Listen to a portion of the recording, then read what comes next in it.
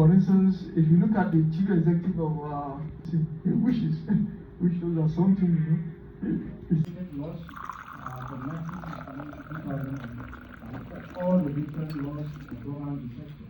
Then it is structured in 5 chapters, 119 sections and 15 schedules. So there is 5 game-changing reforms. If they are not able to yield positive results, then of course, then the whole thing is defeated. Then you have gas flaring. This is also very low compared to other countries. In Canada, for example, is $20. The humidity and whatever. Inconsistent policies is also affecting the